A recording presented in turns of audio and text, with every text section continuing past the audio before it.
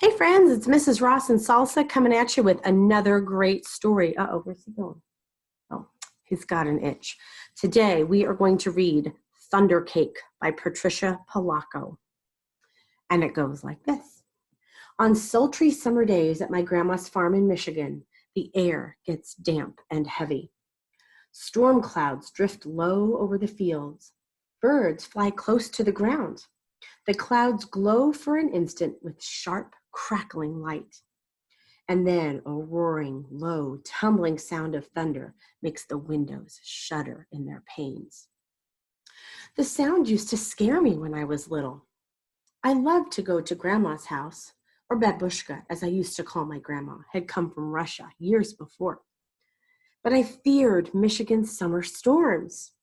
I feared the sound of thunder more than anything. I always hid under the bed when the storm moved near the farmhouse. This is the story of how my grandma, my babushka, helped me overcome my fear of thunderstorms. Grandma looked at the horizon, drew a deep breath, and said, "This is thunder cake baking weather, all right. Looks like a storm coming to me."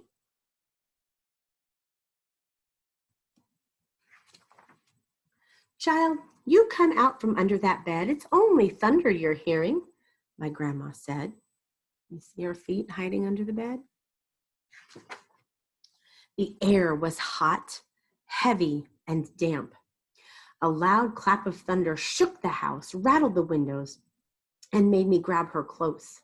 "Steady, child," she cooed. "Unless you let go of me, we won't be able to make a thunder cake today."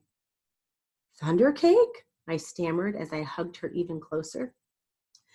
"Don't pay attention to that old thunder except to see how close the storm is getting.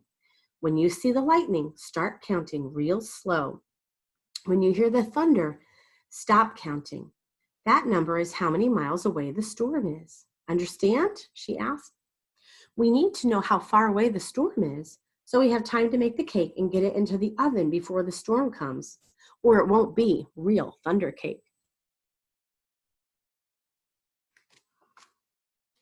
Her eyes surveyed the black clouds away off in the distance. Then she walked into the kitchen. Her worn hands pulled a thick book from the shelf above the wood stove. "Let's find that recipe, child," she crowed as she lovingly fingered the grease-stained pages to a crease spot. "Here it is, thunder cake." She carefully penned the ingredients on a piece of notepaper. "Now, let's gather all the things we'll need," she exclaimed as she scurried toward the back door.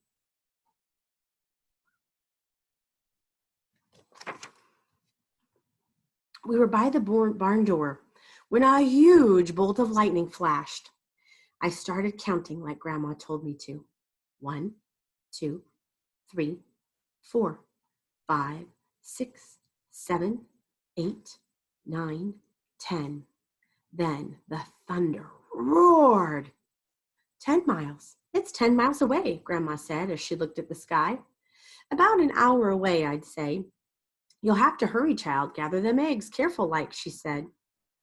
Eggs from mean old Nellie Peckhen. I was scared. I knew she would try to peck me. "I'm here. She won't hurt you. Just get those eggs," Grandma said softly. The lightning flashed again. 1, 2, 3, 4, 5, 6, 7, 8, 9, I counted. 9 miles, Grandma reminded me.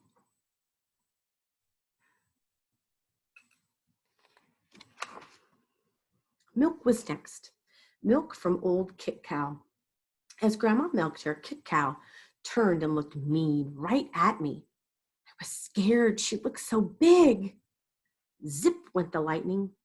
1, 2, 3, 4, 5, 6, 7, 8, I counted. Boom went the thunder. 8 miles, child, Grandma croaked. Now we have to get chocolate and sugar and flour from the dry shed.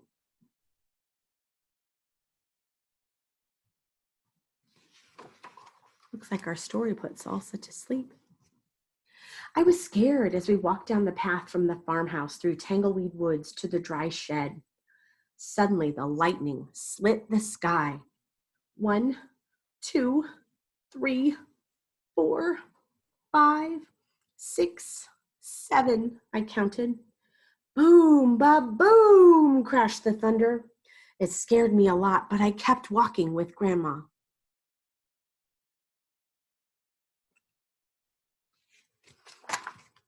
Another jagged edge of lightning flashed as I crept into the dry shed.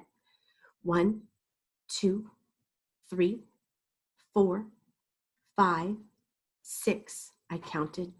Crackle, crackle, boom, kaboom, the thunder bellowed. It was dark and I was scared. I'm here, child, Grandma said softly from the doorway. Hurry now, we haven't got much time. We've got everything but the secret ingredient.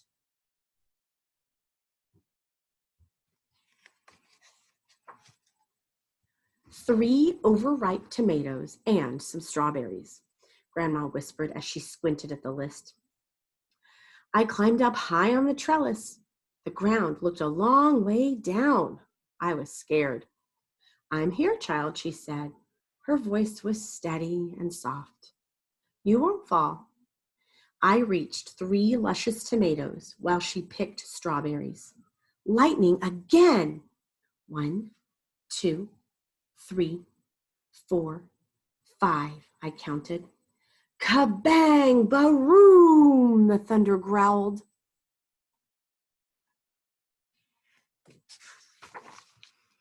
We hurried back to the house and the warm kitchen, and we measured the ingredients.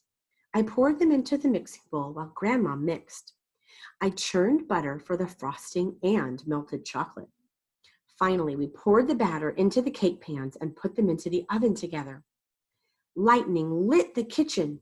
I only counted to 3, and the thunder rumbled and crashed. 3 miles away, Grandma said, and the cake is in the oven. We made it. We'll have a real thunder cake.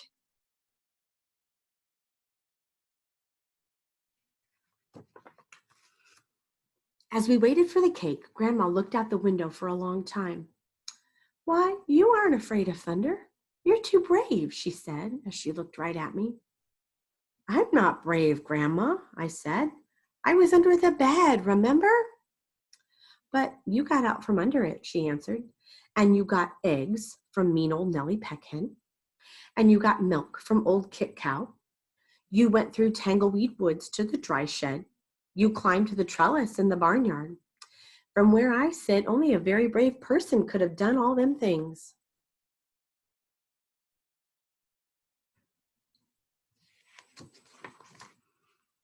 I thought and thought as the storm rumbled closer.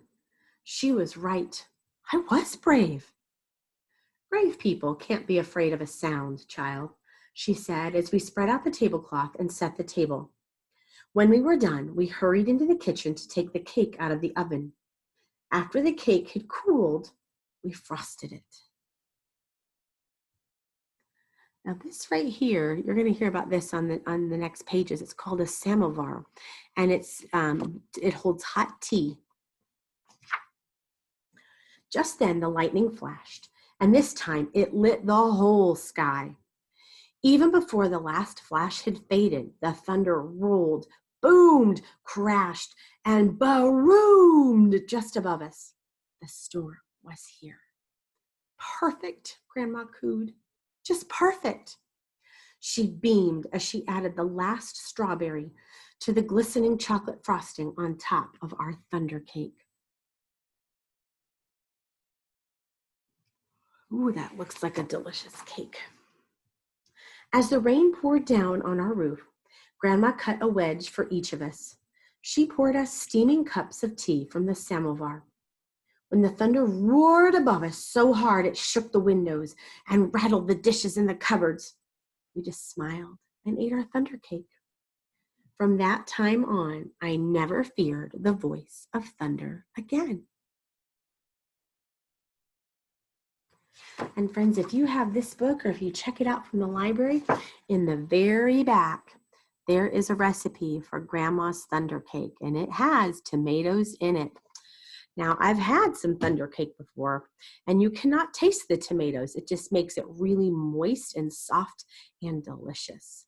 Well, I think we put Salsa to sleep with this story. I don't know if you can hear it, but he is snoring just a little bit. So he must have really enjoyed it. All right, friends, remember to wash your hands a lot and stay away from people outside your family so that you keep from spreading germs. See you next time.